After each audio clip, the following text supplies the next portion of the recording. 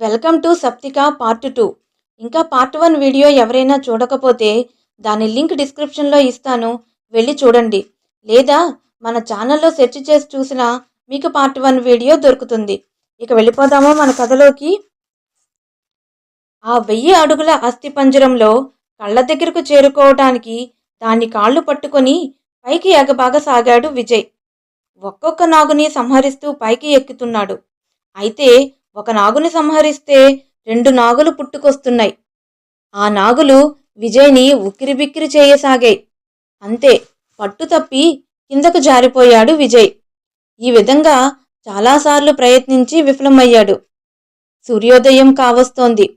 తన స్నేహితుణ్ణి రక్షించుకోలేని తన ప్రాణం వృధా అని అక్కడే ఉన్న అగ్నిలో దూకి ప్రాణత్యాగం చేశాడు విజయ్.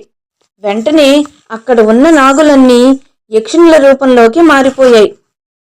ఆ అస్థిపంజరం పేలిపోయి దాని కళ్ళలోంచి 2 ముత్యపు చిప్పలు కింద పడ్డాయి. ఆ యక్షిణులు విజయ్తో, నీ వల్ల మాకు శాప విమోచనం అయ్యింది.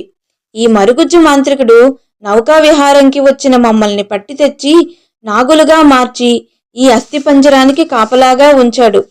నువ్వు నిస్వార్థంతో నీ స్నేహితుడి కోసం ప్రాణత్యాగం చేయటం వల్ల మాకు శాప విమోచనం అయ్యింది అని ఒక కమండలంలో మంత్రజలం ఇచ్చారు. ఈ మంత్రజలం ఆ పురుగుల మీద జల్లగానే అవి భస్మం అవుతాయి. ఆ మరుగుజ్జు నాశనమవుతాడు అని దీవించి మాయమైపోయారు అక్కడి నుంచి. ఆ విధంగానే విజయ్ మరుగుజ్జు మాంత్రికుణ్ణి హతమార్చి శిలల్లా మారిన స్వరూప్తో సహా అందర్నీ రక్షించాడు. ఎప్పుడైతే మరుగుజ్జు మరణించాడో 7 బంగారు రంగు కాయల్లా ఉన్న సప్తఋషులు యథారూపంలోనికి వచ్చారు. వారు విజయ్కి ఒక బంగారు పూలమాల ఇచ్చి, దీన్ని ధరించి మనసులో కోరుకోగానే సప్తికామణి ఉన్న 7 గదుల భవనంకి చేరుకుంటారు మీరంతా అని చెప్పారు. అంతేకాకుండా ఒక నిధి రహస్యం కూడా చెప్పారు. ఆ నిధి రహస్యం కోసమే మరుగుజ్జు వీరిని బంగారు కాయలుగా మార్చాడు.